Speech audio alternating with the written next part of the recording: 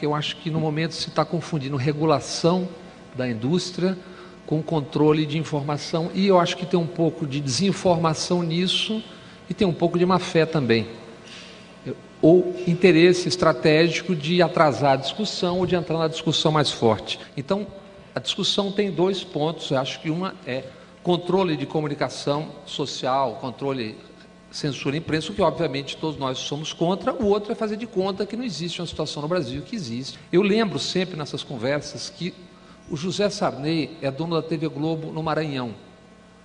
O Collor é dono da TV Globo em Alagoas. O Antônio Carlos Magalhães era dono da TV Globo na Bahia. O João Alves era dono, acho que do SBT, não me lembro agora. E o Albano Franco, dono da TV Globo em Sergipe.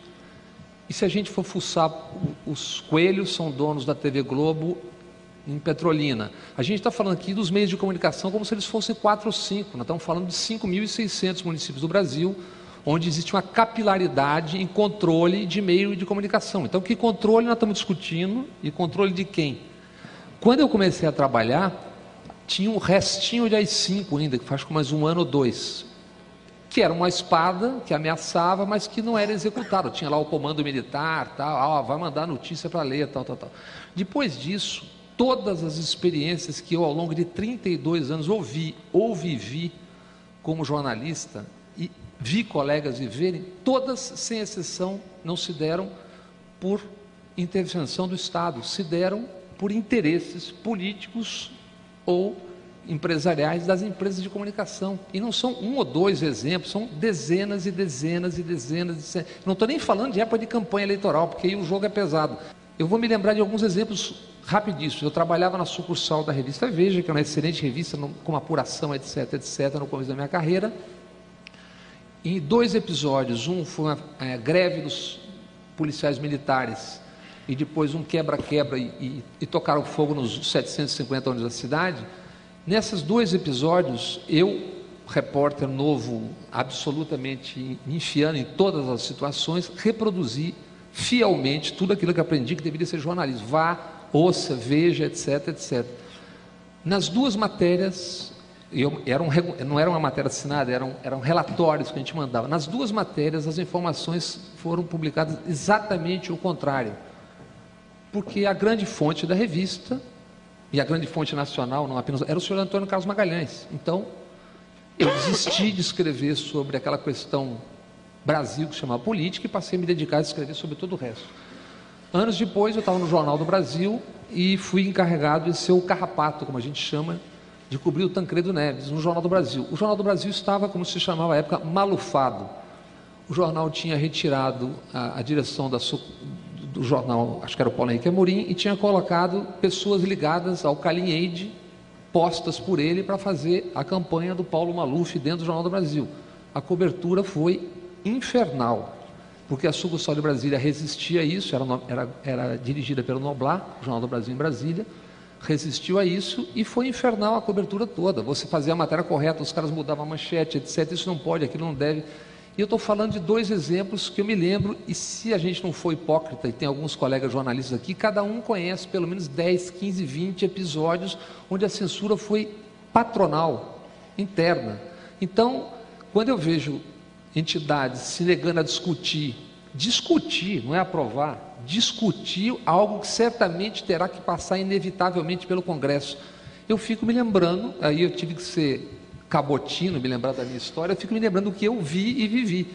Mas é assim que funciona, então não vamos ser hipócritas, gente. Não dá para discutir esse assunto sem discutir como é que é a realidade disso. Eu não estou nem me referindo só às grandes empresas, nos 5.600 municípios do Brasil. O que me interessa discutir num seminário como esse, de uma maneira mais ampla, é isso. Quer dizer, eu fico vendo essa grita toda contra uma regulamentação que o mundo todo importante faz e se usando um argumento que não é correto. Quer dizer, você misturar as 2 instâncias que está se discutindo. O debate sobre a regulação da mídia trava-se nos 4 cantos do planeta.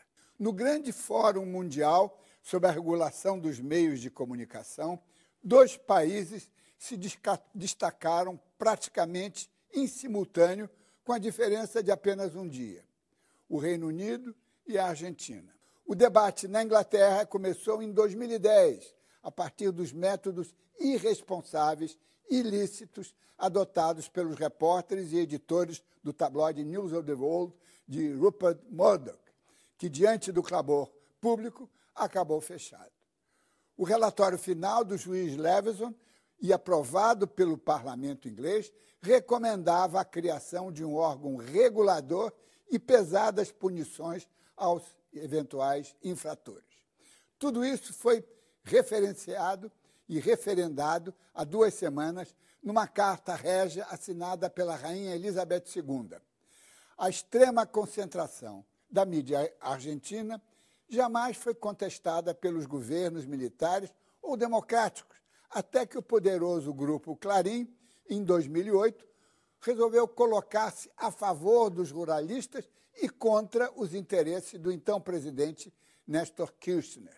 O governo reagiu e promulgou no ano seguinte a Lei da Mídia, que há 2 semanas foi finalmente considerada constitucional pela Suprema Corte.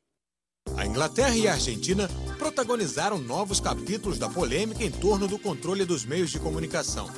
Em Londres, a rainha Elizabeth II assinou uma carta real que aprova a criação de um órgão independente de regulação da imprensa.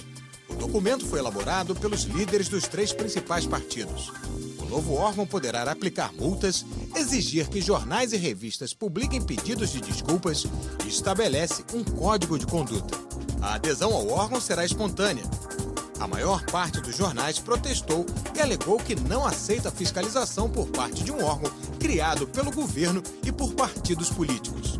A medida é um desdobramento do inquérito Leveson, que investigou o escândalo envolvendo o grupo de mídia do magnata Rupert Murdoch. O News Corp é acusado de escutas ilegais para obter informações, chantagem e tráfico de influências. Na semana passada, o Clarim, maior conglomerado de mídia da Argentina, já anunciou que vai dividir a empresa para se adequar à lei de mídia. A decisão foi comunicada pouco depois de a Suprema Corte Argentina ter declarado que a lei é constitucional. Promulgado em 2009 pelo governo Kirchner, o texto combate o monopólio e estabelece que cada grupo poderá ter até 10 licenças de rádio e TV abertas e 24 fechadas. Os produtos impressos e de radiodifusão do Clarim chegam a mais de 70% dos lares argentinos. Para os grandes conglomerados de mídia, a lei irá cercear a liberdade de expressão. Já os defensores do projeto garantem que o tema foi amplamente debatido pela sociedade antes de ser sancionado. No momento em que a Argentina dá início ao processo de fragmentação dos veículos de comunicação, o governo anunciou que os documentos encontrados em arquivos secretos da ditadura militar nos anos 70 trazem detalhes sobre a venda da empresa Papel Prensa. Segundo o ministro da Defesa, o governo militar ajudou o grupo de mídia a comprar parte da empresa. A regulamentação das comunicações deveria interessar também o setor empresarial. Afinal, a legislação que a gente tem de 62 teve algumas reforminhas em 63 e 67, ou seja, ela é toda da época pré-televisão, como veículo de massa. Imagine agora que você tem todo uma nova comunicação, né, mais horizontal, na internet, na rede, com novas necessidades e isso não está, a legislação não dá conta disso. Então, acho que precisa discutir por isso. Eu e o João Brant do Intervozes, inclusive, vão apresentar um estudo sobre a regulamentação em 4 países. 4 países onde não se paira dúvida alguma sobre a qualidade da democracia, pelo menos do ponto de vista daqueles que defendem a democracia representativa na perspectiva ocidental. Os países são Reino Unido, França, Estados Unidos e Portugal. A gente vai trazer experiência só desses 4 países. A gente podia trazer da Argentina, podia trazer de outras legislações. Vamos pegar só esses 4. E desses 4, a gente acha que se o Brasil discutir só no marco desses 4 países, da legislação desses 4 países, a gente poderia avançar muito na legislação brasileira e ampliar as possibilidades democráticas aqui. Então, eu acho que é esse o quadro. Em relação à questão da neutralidade, imparcialidade, isso já está superado, inclusive academicamente. Você sabe que assim, o que você tem que ser é transparente. O debate é da transparência, não da neutralidade hoje. Ou seja, se a gente tem posições, o leitor tem que saber. Se a gente está posicionado no espectro da política, é bom que o leitor saiba. O Reino Unido está dividido. De um lado, os média e grande parte da classe política, do outro, os cidadãos vítimas dos abusos da imprensa e que querem mais controle sobre os órgãos de comunicação social. Após 18 meses de trabalho na sequência do escândalo das escutas telefónicas que levou à extinção do News of the World, o relatório sobre a regulação da imprensa já está nas mãos do primeiro-ministro britânico.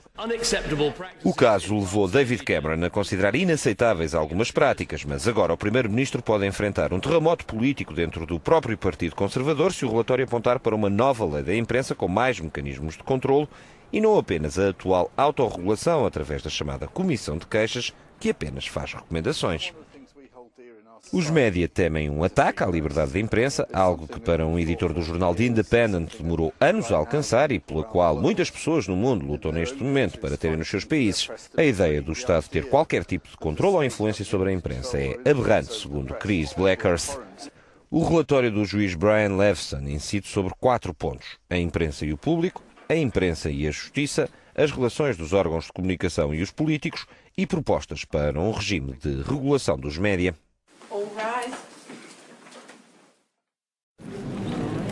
O Reino Unido tem um novo sistema de regulação dos meios de comunicação social. O acordo foi assinado pelos 3 principais partidos com assento no Parlamento: os conservadores, os liberais-democratas e os trabalhistas. Os grupos de média veem satisfeita uma condição que, diziam, ameaçava a liberdade de imprensa. O acordo não será transformado em lei, mas o primeiro-ministro apresentou-o na Câmara dos Comuns. Estamos aqui com um acordo para um novo sistema de regulação da imprensa. Ele apoia as nossas tradições de jornalismo de investigação e de liberdade de imprensa e protege os direitos dos mais vulneráveis e dos inocentes. A minha mensagem agora é muito clara. Fizemos o nosso debate, é tempo de pôr o sistema a funcionar. O sistema de regulação será inscrito numa Carta Real, uma especificidade britânica. O acordo resulta das recomendações do inquérito Leveson, desencadeado na sequência dos escândalos do News of the World, o tabloide Rupert Murdoch, que devassou legalmente vidas privadas. No Reino Unido, os 3 principais partidos políticos concordaram em criar um sistema para regulamentar o trabalho de jornais, revistas e canais de televisão. As novas regras vão obrigar jornais a imprimir desculpas enfáticas às vítimas de erros e ainda impor multas que podem chegar a 1 milhão de libras, o equivalente a 3 milhões de reais. Líderes conservadores, liberais, democratas e trabalhistas afirmaram que a liberdade de imprensa será preservada. Os principais jornais do país disseram que precisam de mais tempo para analisar os detalhes. O acordo prevê que as regras não sejam transformadas em uma lei, mas em uma carta real, uma forma de registrar normas que só existe na Grã-Bretanha. O sistema será voluntário, mas haverá incentivos financeiros para encorajar os empresários a aderir. A regulamentação começou a ser discutida na Grã-Bretanha depois da descoberta do uso de escutas telefônicas ilegais pela imprensa.